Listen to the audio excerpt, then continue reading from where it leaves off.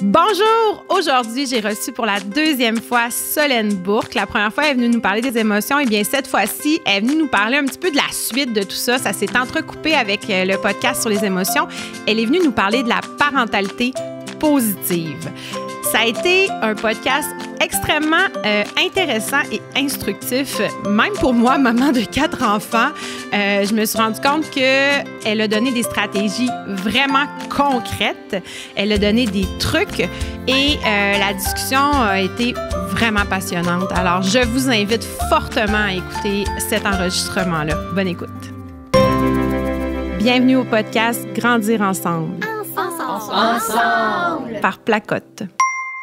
Rebonjour Solène, c'est la deuxième fois qu'on te reçoit ici. Oui, bonjour. La première fois, on avait parlé des émotions. Oui. Là, aujourd'hui, on va parler de parentalité positive. Exactement. Juste avant, j'aimerais ça que tu te présentes à nos auditeurs parce qu'il y en a peut-être qui n'auront pas écouté le premier enregistrement. Exact. Donc, je suis psychoéducatrice de formation. Je travaille avec des familles, des enfants là, depuis de nombreuses années. Je fais de l'intervention directe là, auprès des parents et des enfants environ 0-10 ans. J'enseigne aussi au collégial en éducation spécialisée, donc je forme de futurs intervenants. J'ai collaboré aussi avec Placote là, pour la collection développement socio-affectif, donc avec 2 autres psychoéducatrices et l'équipe de Placote à l'élaboration des jeux de cette collection-là. Et également, j'ai des petits projets là, en parallèle. Là. Donc, j'ai publié une dizaine de livres d'ouvrages éducatifs qui s'adressent aux parents, aux intervenants et aux enfants. Et également, je suis consultante pédagogique là, pour l'émission Passe-Partout, là, qui ont pris un grand classique pour le mettre au goût du jour. Oui, c'est merveilleux. Puis, c'est ça. Dans le fond, on avait parlé des émotions la première fois que tu es venue. C'est un peu... il va y avoir des choses qui vont s'entrecouper. Exact, oui. La parentalité positive. Premièrement, qu'est-ce? De quoi on parle quand on parle de parentalité positive? Est-ce que c'est... Parce que moi, positif, ça me dit, je dis oui. Oui. Mais c'est pas ça. C'est pas nécessairement ça, non. Oui, en fait, c'est que souvent, il y a des gens qui vont associer la parentalité positive avec « on met pas de règles on permet à l'enfant de dire son mot dans tous les éléments de la vie familiale. Il n'y a pas de conséquences, il n'y a rien qui se passe, il n'y a pas de cadre. Non, c'est pas ça. Donc, la parentalité positive, en fait, c'est de reconnaître que l'enfant, il y a des émotions, il y a un certain pouvoir sur sa vie, puis en grandissant, qu'il va être capable par lui-même aussi de trouver des solutions, puis qu'on peut le guider là-dedans. Donc, l'image que j'aime beaucoup, là, qui a été souvent utilisée pour la parentalité positive, c'est que dans le fond, l'enfant est comme une petite plante, puis nous, on est le jardinier. Donc, on peut pas pousser à sa place, on peut pas tirer trop vite sur les feuilles, mais on peut l'arroser, en prendre soin, l'aider, le guider. Si jamais à un moment donné, ça devient plus difficile, prendre un petit tuteur pour le solidifier, mais elle pousse toute seule. Donc, il faut respecter ce que notre enfant est, sa personnalité, ses réactions à certaines situations, puis aussi les émotions qu'il va vivre, les situations, les solutions qu'il va entrevoir également. De respecter l'enfant dans son développement. Exactement, dans ce qu'il est, puis de l'accompagner pour qu'il s'améliore, lui donner des petits défis à sa mesure aussi. Donc, de le challenger un petit peu, d'être capable de lui dire, tu sais, mettons que l'enfant va mentionner qu'il n'est pas capable pour quelque chose, de dire, moi, j'aimerais que tu essayes. Qu'est-ce qu'on pourrait mettre en place pour, tu sais, que tu aies envie d'essayer? Puis là, on va essayer de l'outiller pour que l'enfant ait envie d'essayer, par exemple, une nouvelle activité. Tu sais, on commence à faire du vélo. Je serais pas capable, j'en ferai pas. On dira pas, OK, c'est beau, il y aura pas de vélo pour toi. Oui. Mais de commencer à dire, tu sais, on va faire du vélo ensemble, tu étais avec la petite girafe, là, faut que tu l'apprennes par toi-même. Qu'est-ce qu'on peut mettre en place? Est-ce que tu préférerais, par exemple, on va y laisser des choix. Okay. Est-ce que tu préférais aller te pratiquer au parc ou plus, par exemple, près de la maison? Est-ce que tu veux que je tienne ton siège en arrière? Est-ce que tu veux qu'on te mette des roues d'appoint au début? Fait qu'on essaie avec l'enfant de l'impliquer un petit peu dans le processus. Oui. De cette façon-là, si jamais il y a des choses qui ne se passent pas comme il avait imaginé, il est capable de se réajuster ou de dire, j'ai peut-être pas fait le bon choix ou tout ça. Fait que ça, c'est intéressant. Puis on peut en parler avec lui après. C'est de dire, finalement, est-ce que c'était le bon choix? Puis pourquoi ça n'a pas fonctionné selon toi? Fait que, tu sais, on est beaucoup dans la discussion.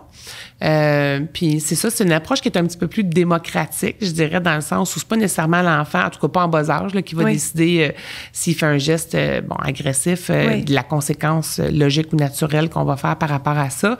Mais on essaie justement d'aller dans des conséquences logiques, naturelles, plutôt qu'une punition. Par exemple, un enfant qui tape son frère, si on l'envoie dans sa chambre toute la soirée, il n'y a aucune logique dans sa tête pour ça, pour lui. Il est privé, par exemple, de jeux vidéo. De jeux vidéo ou des choses comme ça. Pour lui, il ne verra pas nécessairement le lien. Donc, il n'y a pas un apprentissage qui se fait là-dedans.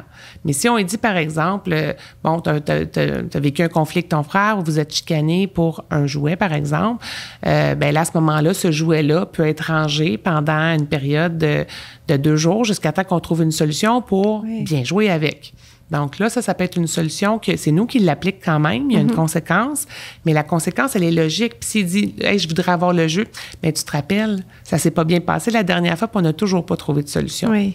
Donc là, pour lui, il va se rappeler qu'il y a un apprentissage à faire là-dedans et qu'il doit proposer des choses pour que ça se passe mieux par rapport à ça. Donc, l'enfant doit participer à la recherche de solutions aussi à ce moment-là? Selon son âge, oui.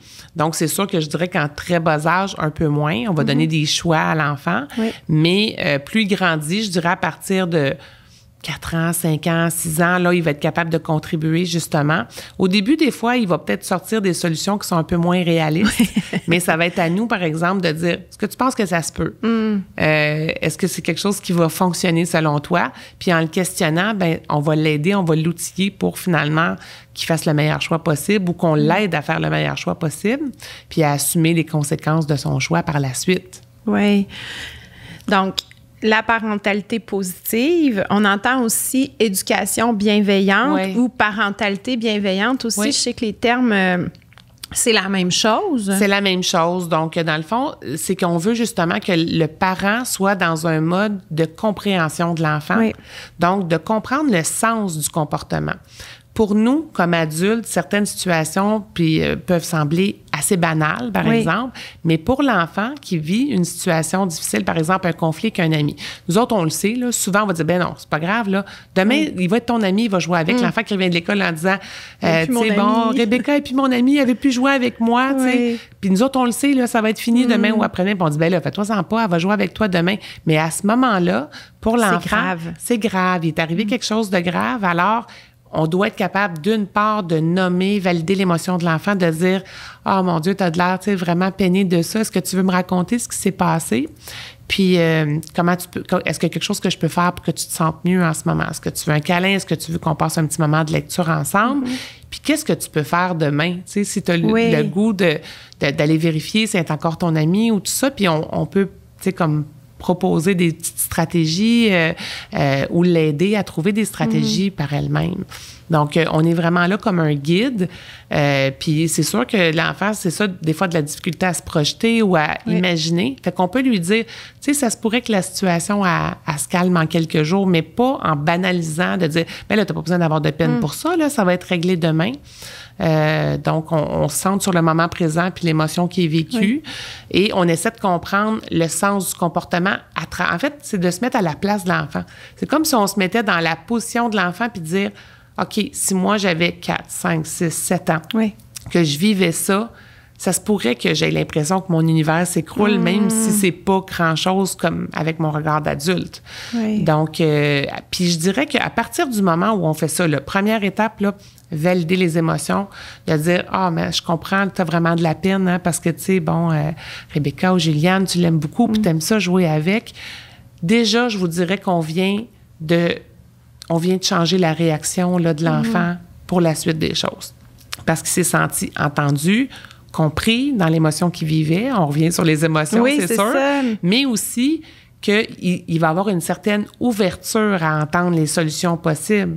Alors que si on lui dit, ben voyons donc, tu sais, c'est bébé de s'en faire pour ça ou tout ça, tu sais, qu'on va utiliser des termes comme un petit peu négatifs pour un peu banaliser l'émotion de l'enfant, ben là, il va se sentir que finalement, il est pas bon ou qu'il devrait pas se sentir comme ça, tu sais. Donc, c'est d'être toujours à l'écoute de l'enfant, de se mettre à sa place, mais de l'outiller à lui-même, trouver des solutions éventuellement. Donc, c'est de le rendre plus autonome dans tout ça. Donc, la parentalité positive, comparativement à ce qu'on a parfois en tête de dire c'est la maman qui porte le bébé tout le temps, puis qui l'allaite, puis qui est toujours oui à l'écoute, c'est pas ça du tout. C'est de lancer la balle à notre enfant, finalement. De lancer la balle à notre enfant, puis d'y offrir un cadre qui est clair et sécurisant pour lui, mais qui permet aussi d'avoir une certaine marge de manœuvre. Donc, le cadre, une fois qu'il est établi, par exemple, tu sais, je vais prendre un exemple très concret, l'heure du dodo. Oui. OK, bon, l'heure du dodo, souvent, c'est difficile pour plusieurs enfants. Puis là, ils vont se mettre à négocier plein d'affaires. Je veux un petit verre d'eau, je veux un câlin de plus, je veux blablabla, tout ça. Donc, au lieu, par exemple, de dire, non, c'est fini, là, tu le sais, là, quand t'es couché, c'est terminé, bien, dans un autre moment de la journée, là, on fait pas ça au moment du sommeil, mais on s'entend avec l'enfant de dire, ben moi, je m'en vais dans ta chambre, je vais passer, mettons, 10-15 minutes, on lit l'histoire, on flatte le dos, mais une fois que je sors, je sais des fois que tu as des demandes, puis c'est sûr que tu vas en avoir, ça se pourrait, mais tu n'as pas le droit à plus que 2 demandes. Après 2 demandes, je ne répondrai plus aux autres. Il sait déjà à l'avance, mais on lui permet d'avoir, je dirais, un peu de latitude dans le cadre qu'on met. Est-ce qu'on est mieux comme parent de dire « je permets 2 demandes » puis qu'on cadre ça, que de dire « je permets aucune demande, dès que je sors de la porte, il n'y a plus rien », mais que là, on soit à gérer l'enfant qui ressort de la chambre, l'enfant qui demande, l'enfant qui tire l'heure du dodo. L'enfant qui pleure. L'enfant qui pleure. Donc, c'est une approche où on va peut-être des fois avoir à faire un peu de compromis par rapport à ce qu'on voulait, mais je dis toujours, tu sais, qu'à partir du moment où on investit du temps auprès de notre enfant, bien, on sauve peut-être des crises. Fait que de se reconnecter, par exemple, au retour de l'école ou de la garderie, de prendre 10 minutes d'attention exclusive. Il y en a qui vont dire, mais j'ai pas le temps, j'ai le souper à préparer, j'ai plein d'affaires, ça roule, il y a les devoirs. Ça sauve du temps après. On sauve peut-être une crise de 20 minutes. Oui. Tu sais? Fait qu'à un moment donné, c'est ça que je me dis, c'est que juste de prendre des fois ce moment-là pour se reconnecter avec l'enfant, comment s'est passée ta journée, avec qui tu as joué, tout ça, ça va faire en sorte que l'enfant, ben il se sent important, il se sent compris. Ou des fois, si on est vraiment dans le rush, là, puis qu'on a plusieurs enfants, ben installe-toi pas loin de moi à la cuisine pendant que je coupe les légumes, puis on a la discussion à ce moment-là. Ou s'il est un peu plus vieux, as-tu le goût de m'aider dans la préparation du repas? Et les discussions vont se faire dans ce moment-là. Mais de sentir au moins qu'il y a un moment de connexion qui peut se faire à ce moment-là ou avant le dodo, tout ça, ça va faire en sorte que l'enfant, se sentant important, va peut-être moins négocier pour des choses, là, pour étirer le temps ou faire des crises. Ou, si l'enfant, en fait, réussit pas à avoir de l'attention positive de son parent, il va trouver le moyen d'avoir de l'attention. Oui, donc ça peut être négatif. Ça pourrait être de l'attention qui est faite de façon moins appropriée. Oui. Exactement. Puis, tu sais, moi, j'ai été une maman qui a porté mes bébés. Quand le bébé pleurait, je l'embarquais sur mon dos, je portais bébé. Mais ça nous ramène à ça aussi, même tout petit, de répondre aux besoins de l'enfant. Exact. Un enfant qui tend les bras, qui tend... Non, maman, elle n'a pas le temps. Mais moi, le portage m'a sauvé la vie, là. Puis ça m'a fait gagner du temps, comme tu dis, au bout de la ligne, parce que j'avais bébé sur moi, bébé était rassuré, puis je pouvais vaquer à mes occupations pendant ce temps-là. Puis des fois, on entend « tu le gâtes trop. Mais c'est pas ça du tout, finalement. Ce que je comprends là, c'est loin d'être ça, finalement. Là. Ce qu'on investit avec notre enfant, justement, dans la bienveillance, dans la présence, dans être sécurisant pour lui, ben oui, ça paye. Puis c'est pas vrai que les enfants, justement, qui sont portés ou avec lesquels il y a eu du cododo, c'est des enfants moins autonomes. Au contraire, quand on accompagne l'enfant dans la recherche de solutions graduellement aussi, s'il pleure, qu'on l'apaise, si il y a besoin de réconfort, qu'on le fait, cet enfant-là, au contraire, quand il se sentira pas bien, il va être capable d'aller chercher de l'aide d'un adulte. Il va être capable de dire, ben je me sens pas bien, j'ai besoin d'un câlin, tu sais, à 6, 7, 8 ans, plus vieux. Il va savoir que la porte est ouverte à ça. Exact, je comprends. Puis, oui, parce que souvent, on se le fait dire, là, tu sais, arrête de le gâter, mais c'est pas, on le gâte pas, finalement. Ce qu'on fait, c'est qu'on sème des petites graines pour que sa plante pousse mieux, finalement. C'est ça. Puis, tu sais, c'est sûr qu'à un moment donné, ben rendu, je dirais, à partir de 3-4 ans, il faut apprendre à l'enfant aussi à faire la distinction entre les besoins et les désirs. Oui, exact. Parce que, tu sais, on est, mettons, dans le 0-2 ans. De façon générale, à cet âge-là, l'enfant ne va pas nécessairement faire de caprices ou va pas essayer de négocier des choses. Mais si, par exemple, notre enfant est à l'épicerie et qu'il veut des bonbons à chaque fois, c'est pas de répondre à son besoin d'en acheter à chaque fois. C'est ça. Bien, c'est là les limites dont tu parlais tantôt. Exact. On impose nos limites aussi. C'est on ça. cadre. Oui, puis de façon générale, ben, tu sais, moi, je dis souvent dans des situations comme ça, par exemple, de travailler en prévention.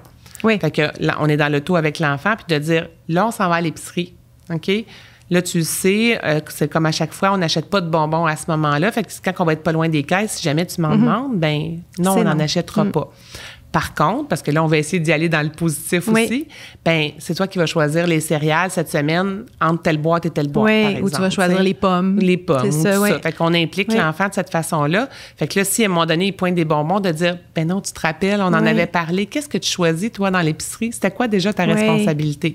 Fait que là, on ramène l'enfant avec le côté positif de ce qu'on a permis. Fait que quand on met, par exemple, un interdit, dans la parentalité positive, éducation bienveillante, bien, on va diriger vers le comportement attendu aussi. Fait qu'à ce moment-là, l'enfant ne voit pas juste un non, il va voir non, mais ça, tu peux le faire. Donc, fait que oui, ça fait aussi partie, là, je dirais, des bases de l'éducation bienveillante, d'être capable de se centrer sur les besoins de l'enfant, mais d'être capable aussi de l'arrêter, de lui mettre des limites, que s'il fait une crise puis qu'il lance tout partout, de dire non, c'est inacceptable. Mais on va trouver d'autres moyens pour réussir tu sais, si tu vis une grosse colère, mais soit qu'on va trouver des moyens pour que tu t'apaises ou pour que tu libères cette énergie-là. Par exemple, s'il frappe son petit frère ou sa petite sœur, bien, si l'enfant, on sent qu'il n'est pas capable de revenir au calme tout seul, on peut le diriger en disant, bien, tu as le droit d'aller frapper dans un coussin ou tu peux prendre un toutou puis le serrer très fort. Donc, on va lui proposer des moyens qui sont plus acceptables de vivre l'agressivité, mais c'est pas vrai qu'on va le laisser lancer partout ou frapper. Donc, on n'est pas dans le manque de règles ou de rigueur, mais plus une question qu'on va diriger vers des comportements plus acceptables qui vont être dans une approche logique. Donc, tu as besoin de libérer ton énergie, ton agressivité, fais-le de cette façon-là. Ça va être plus positif. C'est de l'outiller pour la suite aussi, parce que comme adulte, il y a des limites qu'il n'aura pas le choix de respecter aussi, là. Donc, c'est de lui donner le bagage nécessaire pour la suite de son autonomie, finalement. C'est ça. Puis, tu sais, quand on arrive en milieu scolaire, il y a des règles, il y a des façons de faire. Donc, là, s'il se retrouve, par exemple, avec une conséquence que, il a été privé, par exemple, de la période privilège du vendredi après-midi parce que ça s'est pas bien passé à l'école, ben moi, je fonctionne souvent avec les parents, souvent quand ils sont à la maison dans des choses qui vont moins bien, en fonctionnant avec un calcul très, je dirais, logique, c'est-à-dire, il n'y a pas plus que 24 heures dans une journée. Fait que si tu argumentais avec moi pendant 10 minutes puis qu'on a perdu du temps, bien, ce soir, tu vas devoir m'aider pendant 10 minutes pour mettre la table ou défaire la vaisselle ou prendre une responsabilité parce que ce 10 minutes-là, il ne me reviendra pas à la fin de la journée. Fait que de cette façon-là, c'est une conséquence logique, naturelle. Donc, on aide l'enfant à se responsabiliser par rapport à ses gestes, à ses réactions. Puis, on va travailler dans ce sens-là. Et oui, après un certain moment donné, il va comprendre. Tu sais, le matin, s'il commence à perdre du temps, de dire « Tu te rappelles la dernière fois ce qui s'est passé? » Au lieu d'aller jouer, tu sais, ce soir, tu sais, après l'école, tu es venu m'aider. Oh, là, l'enfant va réaliser. Puis là, qu'est-ce que tu fais comme choix ce matin? Est-ce que tu fais le choix de continuer d'argumenter avec moi puis qu'il va avoir une conséquence ou est-ce que tu fais le choix de tout de suite faire ce qui t'est demandé? Oui, j'aime ça ce que tu dis là parce que souvent, on se fait dire une conséquence logique. Mais une conséquence logique, il n'y en a pas tout le temps de si logique que ça. Donc, argumenter, entre autres, une conséquence logique, mais tu m'as fait perdre du temps. Exact. Alors, tu vas m'aider à rattraper ce temps-là parce que je ne le retrouverai pas, ce temps-là. Ça. J'adore ça. J'adore ça, puis je suis déçue de ne pas l'avoir eu avant. Mais il n'y a pas plus que 24 heures dans une journée. Oui. Fait que, tu sais, c'est ça, à un moment donné, que puis l'enfant, à 6, 7, 8 ans, commence à être capable de comprendre très bien ce calcul-là. Oui. Vraiment bien. Ah, ça, je le mets dans ma boîte à outils, c'est certain, parce que même plus vieux, puis plus ils vieillissent, taper un ami, bien, on fait un geste doux après, ou on s'excuse, ou on fait un dessin, ou c'est logique, on répare notre geste, mais quand ils sont plus vieux, c'est plus subtil, les réparations de les conséquences. C'est plus subtil, c'est ça. Oui. À ce moment-là, par exemple, s'il a brisé un objet précieux, bien, on pourrait, par exemple, tu sais, mettons, on va prendre un enfant de 9-10 ans, brise un objet précieux, mais cet objet-là valait 50 $. Oui. Donc, toi, mettons, si tu travaillais, tu serais peut-être payé, tu sais, 10 piastres de l'heure, donc tu me dois 5 heures de travail que tu dois faire dans les prochaines semaines, tu sais. Fait que on va responsabiliser de cette façon-là. Fait que oui, on va donner une conséquence, mais qui est naturelle, puis que l'enfant va devoir faire par lui-même, là, tu sais, par la suite. J'adore ça. J'adore ça. Donc, parentalité positive, les termes s'entremêlent, mais parentalité positive, c'est toute la vie. C'est toute la vie, donc c'est sûr que ça évolue. Et justement, quand on arrive avec un pré-ado ou un ado, ben on est beaucoup encore là. Moi, je trouve qu'à cet âge-là, on peut vraiment beaucoup travailler en responsabilisation. OK. Donc souvent, tu sais, par exemple, l'enfant qui va pas nous écouter pour, puis là, bon, l'heure du dodo, s'étire, on arrive, il a encore sa tablette dans les mains alors qu'on lui avait dit de laisser tomber l'électronique ou tout ça. Ben de cette façon-là, tu sais, de justement, que là, on va retirer, par exemple, du temps d'électronique le lendemain ou des choses comme ça, ben l'enfant, à un moment donné, va se fâcher, puis là, il va dire « t'es méchante » ou tout ça, ou tu sais, c'est pas comme ça que vous voulez que ça se passe, ou de dire « OK, ben demain, à ce moment-là, quel choix tu pourrais faire pour que ça se passe différemment? » Donc là, on responsabilise l'enfant par rapport à son comportement, au lieu de lui dire « ben oui, c'est ça, ça se peut que je sois pas toujours fine. » Ben non, tout ce qu'on fait, c'est appliquer la conséquence à ce qui était déjà établi comme règle. Qui était annoncé, oui. C'était déjà annoncé, c'est clair, les règles, c'est comme ça. Je t'avais demandé d'aller te coucher, tu l'as pas fait. Donc là, maintenant, il va y avoir une conséquence par rapport à ça. Et quand on reçoit justement souvent les éclats de l'enfant, bien, de juste de le ramener, de dire, ben si tu voulais pas que ça se passe comme ça, il fallait faire l'autre choix. Fait que la prochaine fois, ben qu'est-ce que tu peux faire, tu sais? Donc, on va beaucoup travailler de cette façon-là à ce que l'enfant assume les conséquences de ses gestes graduellement. Et ça, ben ça porte toute la vie, à l'adolescence, à l'âge adulte également. Au travail. Au travail et tout ça. Donc, ça fait des adolescents, des adultes qui deviennent responsables et autonomes dans la recherche de solutions aussi. Donc, s'ils posent un geste qu'ils savent pas correct, ils vont savoir que c'est pas correct puis qu'il y a un geste réparateur à poser ou une conséquence qui va arriver. C'est ça. Ils sont conscients de ça. Donc, peut-être qu'ils en posent moins? Peut-être qu'il en pose moins. En fait, je dirais qu'à partir du moment où l'enfant se responsabilise, ben il va avoir tendance justement à moins reproduire des gestes qui apportent une conséquence qu'il n'a pas envie. Parce qu'à partir du moment où l'enfant commence à faire la distinction entre les gestes qui sont comme acceptables, non acceptables, on parle d'autour de 7-8 ans. OK. Avant ça... Oh, avant ça, non? Oui, non. Oh, mon doux, c'est tard! Ben, en fait, wow. Ils ont conscience, oui. En fait, ils n'ont conscience que certains comportements sont associés à « je vais avoir une conséquence ». Certains comportements sont associés à « je vais avoir des félicitations ». Donc, ils vont être capables, si tu lui dis « frapper un ami, c'est-tu bien ?» Non. Il va dire non, parce que je sais que je vais avoir une conséquence. Mais pas parce qu'à l'intérieur de lui, il pense que c'est pas bien. Fait qu'il associe ça à « je veux pas plaire » ou « je veux pas déplaire » ou « je veux plaire à l'adulte ». Wow. Ou encore « je veux pas avoir de conséquences » ou « je veux avoir une conséquence ». Donc, le développement moral qu'on appelle, c'est très, très graduel. Et vers 7 ans, l'enfant va être capable, par exemple, de revenir de l'école en disant « il y a un ami qui a répondu là, de façon très impolie au prof, c'est pas bien ça ». Mais avant ça, de lui-même... C'est plus si on va le questionner qu'il va être capable de dire ça, c'est bien, ça, c'est pas bien.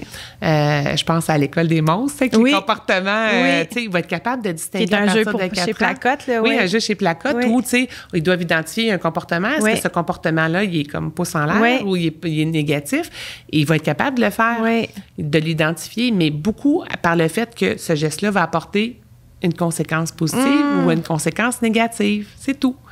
Donc, c'est pas vraiment intégré. Donc, ils sont pas très autonomes dans la gestion des comportements oui, ils le font pour plaire. Pour éviter d'être puni. C'est ça. Ou d'avoir une conséquence. Exactement. Fait que de façon générale, c'est pour ça qu'il faut travailler beaucoup dans... Tu sais, c'est très graduel, là, la responsabilisation. Mais à partir du moment, à 7-8 ans, il comprend un peu mieux, justement, la distinction entre le bien et le mal, les gestes à poser ou pas. Mais oui, il va réduire ces gestes inadéquats ou inappropriés parce que il va comprendre non seulement qu'il va avoir une conséquence, mais aussi que ça peut faire de la peine à quelqu'un d'autre, que ça peut affecter, que... Qu'il n'y a pas des conséquences juste pour lui. C'est ça. C'est ça, qu'il y a des conséquences autour aussi, autour de lui. Ce qu'il pose comme geste, là, finalement. C'est ça. Mais au début, mettons vers 4-5 ans, l'enfant va arrêter d'avoir un comportement qui est moins approprié parce qu'il ne veut pas déplaire ou parce qu'il ne veut pas une conséquence. Beaucoup pour ça. Oui, donc c'est là que les tableaux de récompense, entre autres, ça dans la parentalité positive, est-ce que c'est quelque chose de mettre des collants, par exemple, à chaque fois que, je sais pas moi, tu as posé un geste positif envers ta sœur au lieu de la frapper, ben je te mets un collant. Est-ce que c'est quelque chose qui est positif ou négatif au bout de la ligne pour l'enfant? Il faut que ça réponde aux besoins de l'enfant. On revient à ça. On revient à ça. C'est-à-dire qu'il y a des enfants qui ne réagissent pas bien au tableau de récompense parce qu'ils n'aiment pas voir afficher les résultats de leur comportement.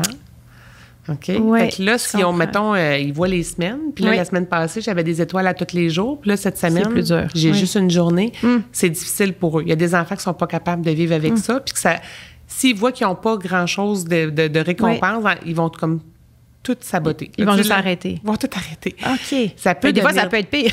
Oui, fait qu'il y a des enfants qui ont un certain orgueil, qui veulent pas revenir sur les situations problématiques, que c'est dur pour eux autres de... Tu sais, on s'est dit, OK, tu as eu une grosse colère, maintenant, on va en parler. Non. Ils veulent pas en parler. Oui, ils veulent pas en parler parce que ça serait...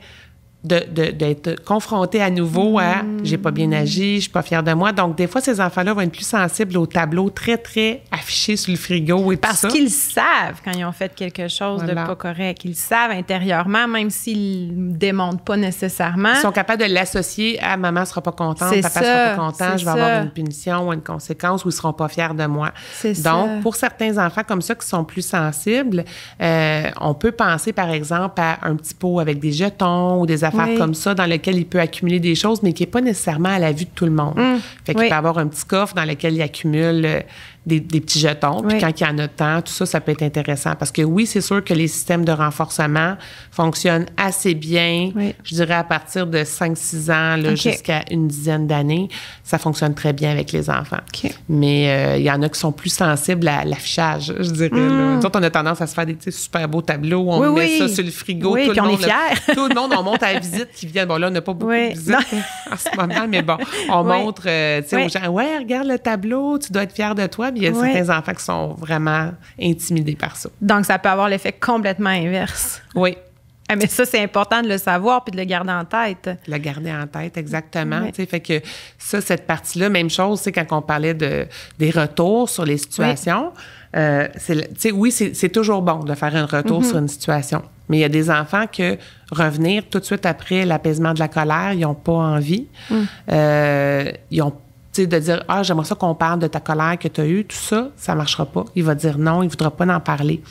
Donc, de lui dire « Ben moi, j'ai besoin qu'on en reparle à un moment donné parce que j'ai besoin qu'on mette en place des moyens pour que ça se passe différemment la prochaine fois. Donc, je te donne d'ici à la fin de la journée pour que tu en parles au moment qui te convient. Mais si tu ne veux pas en parler, à un moment donné, c'est moi qui va aller. Tu sais, si tu ne viens pas me voir, ben j'aimerais ça qu'on en reparle. Au moins pour dire qu'est-ce qu'on peut faire différemment la prochaine fois. » Donc, c'est encore une fois donner la responsabilité à l'enfant, mais de l'accompagner là-dedans, pas de le laisser si tu m'en parles pas, je vais t'en parler. C'est ça. C'est ça, pas de le laisser choisir au complet tout le temps. Bien, surtout dans l'objectif qu'on veut qu'il y ait une amélioration, on veut que tu n'as pas aimé la situation, ça t'a pas plu, bien, il faut essayer de trouver des moyens pour que ça ne se reproduise pas. Donc, lui laisser une porte de sortie aussi qu'il va pouvoir choisir. On revient encore à ça, au choix. C'est ça. Comme l'exemple de l'épicerie tantôt, tu peux pas avoir de bonbons, tu le sais, mais tu vas m'aider à choisir autre chose. C'est la même chose. Tu n'as pas le goût tout de suite, mais tu as la journée, mais je vais t'en parler à la fin de la journée. Puis, ce qui est intéressant, tu sais, moi, j'appelle ça la technique, des fois, des faux choix, là, tu sais. Oui. Tu veux aller te coucher maintenant ou dans 5 minutes? C'est sûr que l'enfant va choisir dans 5 minutes. Tu mets la minuterie, tu dis, ben quand ça va sonner, ça va être le temps. L'heure. OK? Fait que là, ça sonne, l'enfant. Ah, bon, ça va être l'heure. Ah, non, je veux pas. Ah, mais c'est toi qui as choisi. Demain, tu choisiras tout de suite. C'est tout, tu sais. Donc, on le responsabilise aussi par rapport à ses choix. Puis, à un moment donné, ben ça devient... C'est sûr que l'enfant qui vieillit, à un moment donné, risque de voir un peu la stratégie. Mais de voir aussi qu'on est tout le temps en train de lui donner des choix. Fait que on peut utiliser des termes différents, dire, ben qu'est-ce que tu penses qui est le mieux? Ou as-tu pensé à des idées pour ça? Fait qu'il y a différents moyens d'être un peu dans une approche bienveillante, démocratique, où on va impliquer l'enfant. sans nécessairement qu'on soit toujours dans « choisis entre ça et ça ». Oui, c'est ça. Mais d'offrir des choix à l'enfant, bien lui, ça lui donne un certain pouvoir sur sa vie.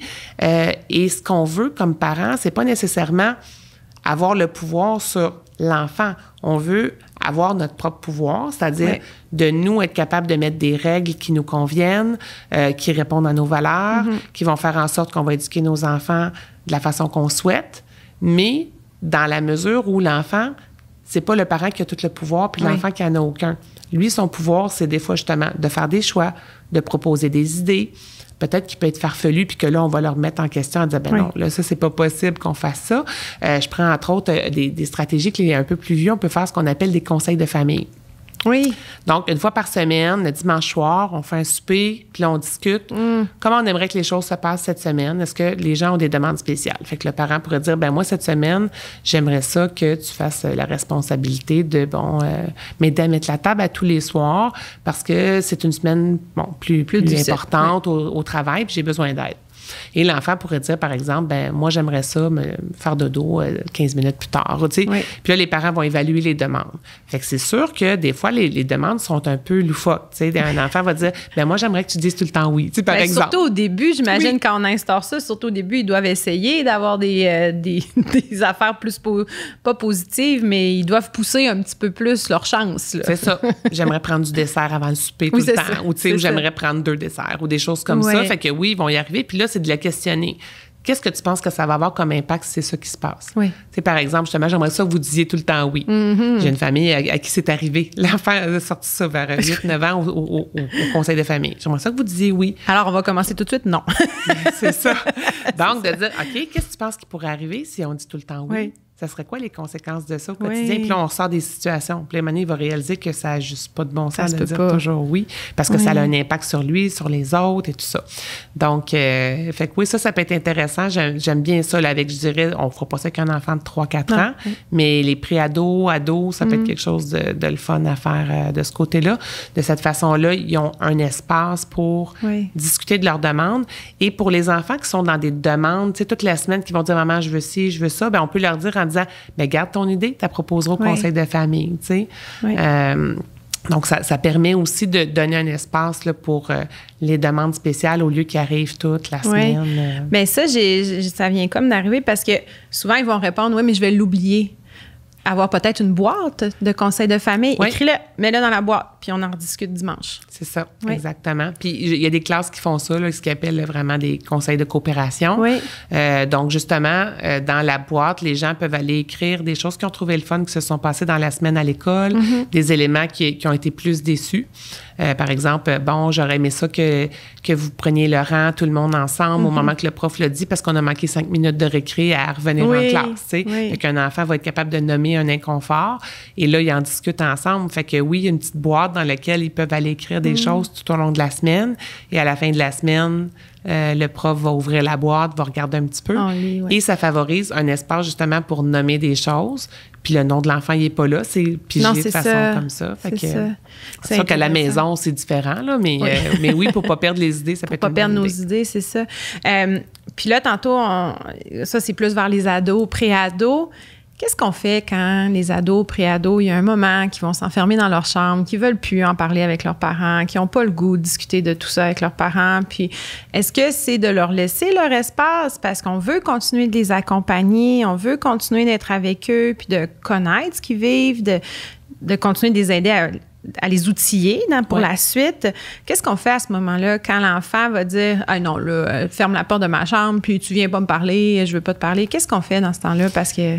Bien, je dirais qu'il y a beaucoup de parents qui ont tendance à lâcher prise à un moment donné puis à dire, ben moi, je vais abandonner, là, je vais y laisser comme sa petite bulle. Et pourtant, l'adolescence, les enfants, les adolescents ont vraiment besoin de la présence parentale qui reste quand même l'influence au niveau de leurs valeurs. Fait que oui, ils risquent de les confronter, les valeurs, ils risquent de tester tout ça, Mais ça reste que pour eux, c'est vraiment... Excusez-moi. Non, c'est pas grave, prends le temps. Je prends une petite gorgée d'eau. Prends le temps, il n'y a pas de problème. Donc, ça reste que pour eux, ils ont besoin encore de ce cadre-là, d'un cadre dans lequel ils peuvent avoir un peu d'espace, de négociation, tout ça. Donc, on pourrait, par exemple, établir des moments, justement, le conseil de famille peut être poursuivi ou des moments où on discute des choses qui nous plaisent moins.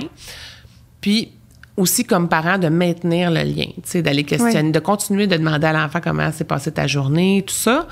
Quand on veut parler des sujets qui sont un petit peu plus délicats, par exemple, tu sais, l'enfant qui arrive à l'adolescence, puis on se doute qu'il se passe de quoi, puis on veut pas aller fouiller nécessairement dans le cellulaire, puis tout ça. Bon, bien, on peut mettre en place des moyens ensemble pour établir tout ça, tu sais, pour que la confiance reste. De lui dire, bien, tu sais, si moi, à chaque fois que je passe à côté de toi, je te vois te cacher avec ton cellulaire, c'est certain que je suis en train de me poser la question, qu'est-ce qui se passe? Donc, tu sais, puis au niveau des moyens, ben, tu sais, on pourrait, par exemple, le premier cellulaire, si on va en amont, on va lui dire, par exemple, ben oui, on est d'accord, mettons que tu as un cellulaire, mais au départ, ben c'est moi qui vais choisir, tu sais, ton mot de passe, puis je vais le savoir, puis je peux aller fouiller dedans n'importe quand. Oui. Fait que l'entente, elle est faite à l'avance parce que moi, je dois assurer ton bien-être, ta sécurité et tout ça. Ensuite de ça, ben on peut y aller, tu sais, de façon collaborative en disant, ben rendu à 14-15 ans, tu as ton mot de passe à toi, mais n'importe quand que je te demande de le débarrer, tu dois le faire. Sinon, ben c'est quand même... confisque. Je te le confisque, quand même moi qui paye le forfait et tout ça. Donc, on peut travailler comme ça en responsabilisation, mais lui dire qu'on va rester comme un adulte qui va prendre soin de lui et que c'est notre rôle. Donc, si je te sens comme en danger ou si je te sens pas bien, bien là, ça se pourrait que je joue un rôle que tu vas moins aimer, mais c'est pour assurer ta sécurité, tu sais. Donc, encore là, en le préparant à l'avance, en lui expliquant comment les choses vont se passer, puis quand c'est clair, bien, l'enfant, il sera pas fâché. Puis si jamais, à un moment donné, on fouille dans le cellulaire de l'enfant, par exemple, de l'ado, parce qu'on est inquiet, on n'attend pas 3 mois, là. On en parle en disant, j'étais inquiet, je suis allée voir. Regardé. Là, je vois qu'il y a des textos là, de cyber-intimidation avec d'autres. Raconte-moi ce qui se passe, j'ai besoin de le savoir. Oui. On peut aussi inciter notre enfant, notre ado, à aller parler à un autre adulte de confiance, de dire, bien, ça se peut que tu n'aies pas envie de m'en parler, mais as-tu un coach, un prof, quelqu'un à qui il peut se confier par rapport à tout ça? Puis, l'angle qui peut être intéressant comme parent aussi, ça peut être de parler de nos propres expériences. Bon, je sais qu'il voit que c'est d'une autre époque, mais de dire, tu sais, moi aussi, quand j'étais ado, je trouvais ça pas super le fun quand ma mère, elle me dictait les règles, puis tout ça. Fait que, tu sais, je peux comprendre comment tu te sens par rapport à ça. Ou des fois, de raconter même des anecdotes, là, tu sais, de fois où on peut avoir même transgressé des règles. Là, ça peut être quand même rigolo. Ils vont faire, ah, t'as fait ça, tu sais. Puis c'est moins de mettre le focus sur leur comportement, mais sur les nôtres, puis en disant, ben ouais, tu sais, j'ai eu une conséquence cette fois-là, puis ça a été comme moins le fun. Donc, tu sais, qu'est-ce que t'en penses, toi? Puis justement, de l'impliquer dans tout ça au niveau des solutions, de dire comment je peux te faire confiance. Parce que dans le fond, si je pose des gestes, tu sais, que je te questionne beaucoup, tout ça, c'est parce que j'ai peut-être des doutes que ça va moins bien. Oui. Puis en nommant nos propres expériences aussi, on normalise les siennes aussi. Parce qu'il n'y a rien qui est anormal, dans le sens que... Ben, en tout cas, moi, j'essaie toujours de garder ça en tête. À chaque fois qu'un enfant pose un geste, à chaque fois qu'il se passe quelque chose ou une parole est dite, c'est pas anormal parce que ça a été dit. Donc, c'est normal que ça se passe. Mais il faut que les enfants le comprennent, ça aussi. Oui, c'est normal que tu aies dépassé la limite. Ça se peut. Ça arrive. Mais... il y a une conséquence. Oui, puis qu'est-ce qu'on peut faire pour que ça arrive plus? Puis on travaille beaucoup avec la notion de confiance avec les ados. Donc, de dire, par exemple, si moi, je te demande de rentrer à 21h puis que tu arrives à 21h30, bien, tu comprends que ça ébranle la confiance. Donc, ça veut dire que la prochaine fois, bien, je vais peut-être te texter plus souvent pour dire, tu rentres-tu à 9h moins 5? Oublie pas. Puis là, tu vas dire, hey... lâche-moi, mais c'est parce qu'il s'est passé des situations où tu n'as pas respecté. Donc, moi, ma confiance est ébranlée. La confiance, ça se construit. La confiance, ça se déconstruit aussi. Donc, il faut travailler sur cette notion de confiance-là de part et d'autre. Donc, en responsabilisant encore l'enfant par rapport au choix qu'il fait. Puis, de lui dire, ben si je te donne 1 heure puis qu'elle ne te convient pas, par exemple, ben on en parle au conseil de famille, puis peut-être qu'on va pouvoir négocier ça ensemble. Mais là, si je te dis 9h, ben c'est 9h, tu sais. Fait que voilà. Mais ça, j'imagine, la confiance aussi, c'est pas juste à l'adolescence. De nommer, écoute, là, t'es parti, t'as dépassé la limite que je t'avais dite sur le terrain. bien là, la prochaine fois, tu vas devoir rester en dedans. Moi, j'ai une image en tête. Nous, on a un chalet sur le bord d'un lac. Oui. Puis moi, ça m'a toujours beaucoup angoissée. Mais les enfants le savent. Si tu vas sur la plage sans qu'il y ait un adulte, ben tu vas être obligé de rester en dedans avec moi la prochaine fois. C'est ça. Tu pourras pas sortir jouer dehors. Donc, mais si tu le fais pas, c'est ma confiance à moi envers toi. Et puis là, donc, tu vas devoir rester avec moi. Donc, j'imagine même petit, ça se nomme, hein, de bien, exactement. dire, c'est ça, de dire, de mettre des limites. Tu vois, nous, on habite à Montréal avec une ruelle derrière. Oui. Et quand les enfants commençaient à jouer dans la ruelle, il y avait des poteaux qu'on avait délimités. Oui. C'était, tu peux jouer entre là et là. Tu dépasses pas ces poteaux-là parce qu'on savait que ça allait dans les extrémités de la ruelle où il y avait d'autres autos qui passaient dans l'autre sens. Donc, puis on a comme étendu le territoire graduellement, mais on leur permettait d'aller jouer dans la ruelle, puis on était dans la cour, on supervisait à distance. Oui. Toutefois, s'ils dépassaient la limite, ben c'était, je suis désolée, mais on va être obligé de revenir à la limite qui était là avant. Donc, fait qu'il y avait comme une perte de privilège qui allait avec ça pour que l'enfant comprenne si on veut progresser, ben il faut que je te fasse confiance, il faut que ça soit respecté. Oui, puis j'aime ça ce que tu as dit, de revenir à la limite précédente parce qu'on essaie toujours de leur donner de plus en plus de liberté, puis je pense que c'est normal, mais de dire, oups, là, je sais que tu es rendu à 10 ans, ta petite sœur, tu sais, quand tu avais 8 ans, c'était ça la limite, ben hop, on revient à ça parce que là, tu vas pas écouter la consigne. J'aime ça comme idée. Ouais. Puis j'imagine que ça peut s'appliquer à d'autres choses aussi. À d'autres situations, quoi, le temps. Tu t'es couché à 8 heures, mais tu as lu en cachette. C'est plate, hein? Mais là, tu n'auras plus le droit de lire. Ouais, le soir, c'est ça. Ah, j'aime ça, j'aime vraiment ça. Fait que dans le fond, là, la parentalité positive, c'est d'outiller son enfant dans le respect de son enfant, mais avec nos limites d'adultes et de parents. Oui, puis des conséquences qui vont être naturelles, dans lesquelles il va y avoir un apprentissage qui va se faire. C'est ça. Donc, c'est le respect de l'enfant, mais le respect de nos limites aussi. Exact. C'est ça. Oui. Donc, c'est pas un laisser-aller, un lâcher-prise surtout. C'est vraiment, je me respecte comme adulte dans mes limites tout en respectant les besoins de mon enfant, finalement. C'est ça. Et j'établis les règles que je trouve importantes pour moi, selon mes valeurs. Puis à partir du moment où les règles sont annoncées, sont claires pour tout le monde, bien, on établit les privilèges ou, tu sais, les conséquences naturelles qui vont avec, là. Oui. Wow! Mais encore une fois, ça a passé extrêmement vite. Oui. Je te remercie, Solène, vraiment beaucoup.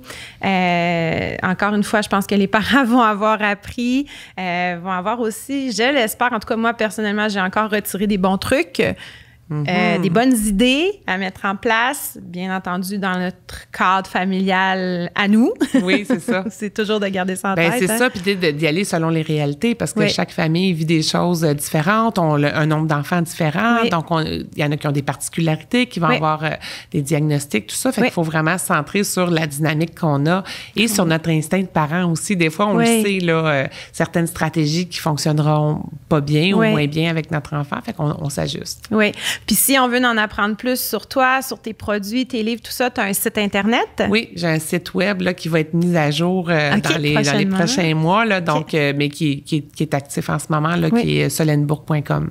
Super, donc on va référer les parents et les auditeurs à ce site-là. On va le mettre en commentaire. Parfait, super. Merci. Bien, merci beaucoup.